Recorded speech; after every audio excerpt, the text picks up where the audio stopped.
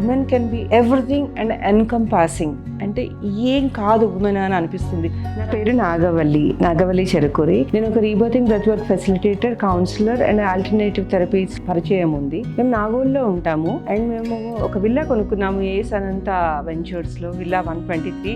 And మేము ఎంతో ఉత్సాహంతో ఉన్నాము ఆ విల్లాలోకి వెళ్ళాలని. Being a woman is such a privilege.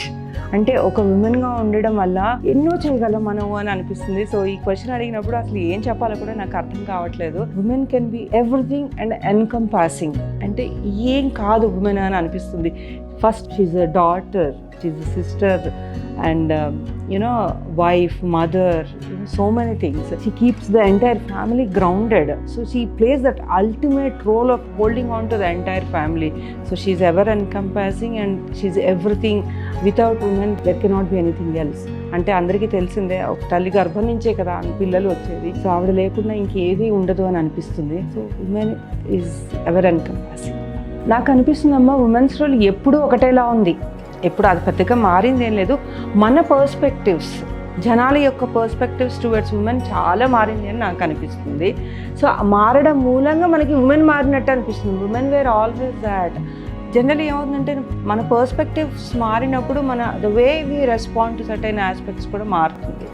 So for example, మనం ఎడ్యుకేట్ అవ్వడం మూలంగా అవేర్నెస్ పెరగడం వల్ల, పాతకాలంలో ఎడ్యుకేటెడ్ సెక్టర్ ఎలా అయితే థింక్ చేశారో, ఇప్పుడు since education is going everywhere, everybody is getting educated కాబట్టి that awareness is grown and more awareness తోటి ఉంటున్నారు. అండ్ నాకు ఒక్కోసారి అనిపిస్తుంది, మన కల్చర్ ప్రకారము we were already evolved. Women were hugely respected in olden days. ఆ రెస్పెక్ట్ పోయిన ఆ రెస్పెక్ట్ మళ్ళీ మనకి తిరిగి వచ్చింది అని అనిపిస్తుంది. నాకు అనిపిస్తుంది, ఇల్లు కొనడంలో మాత్రం ఆడవాళ్ళ రోల్ బాగా ఇంప్రూవ్ అయింది. పాత రోజుల్లో ఇల్లు మగవాళ్ళ కోసం కట్టారా అని అనిపించేది. ఇప్పుడు డెఫినెట్గా ఆడవాళ్ళ కోసమే కడుతున్నారు. ఎందుకంటే ఆడవాళ్ళు అడుగుతున్నారు కూడా ప్రతి aspect. I think women's role కొనడంలో కాదు, కట్టడంలో కూడాను. ఇన్ఫ్యాక్ట్ ఫర్ వేరియస్ రీజన్స్ ఇవాళ రేపు చూస్తే ఇల్లు కూడా ఆడవాళ్ళ పేర్లలో ఉంటున్నాయి, మగవాళ్ళ పేర్లలో కన్నా. సో అక్కడే తెలిసిపోతుంది మనకి. నా పిల్లలకి నేను రోల్ మోడల్గా ఎలా ఉండాలి అనే క్వశ్చన్ మీరు అడిగినప్పుడు నా మైండ్ నిజంగా బ్లాక్ అయిపోయింది. ఎందుకంటే it is such a difficult question. వాళ్ళు మనల్ని రోల్ మోడల్గా ఎలా తీసుకుంటారో మనకు తెలియదు. మనం ఒకలాగా అనుకుంటాము. అలా అనుకున్నంత మాత్రాన వాళ్ళకి రోల్ మోడల్ అవుతామని నేను అనుకోను, అని నేను బిలీవ్ చేయను.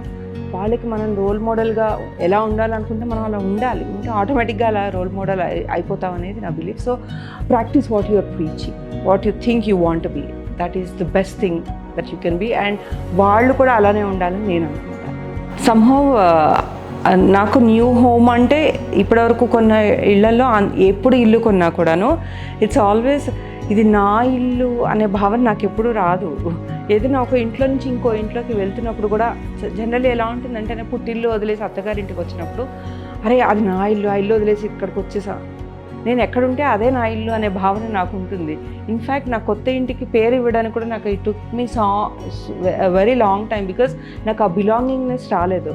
బట్ ఇప్పుడు కొనబోయే ఇల్లుకు మాత్రం వచ్చేటట్టుంది. బికాజ్ ఏస్ అనంతాలో ఒక విల్లా కొన్నాం మేము. దాంట్లో ఐ థింక్ ఆ బిలాంగింగ్నెస్ వచ్చింది because of the greenery, the serenity and different structure. అసలు ఇల్లు అంటే ఇలా ఉంటుందా అని అనిపిస్తూ ఉండింది.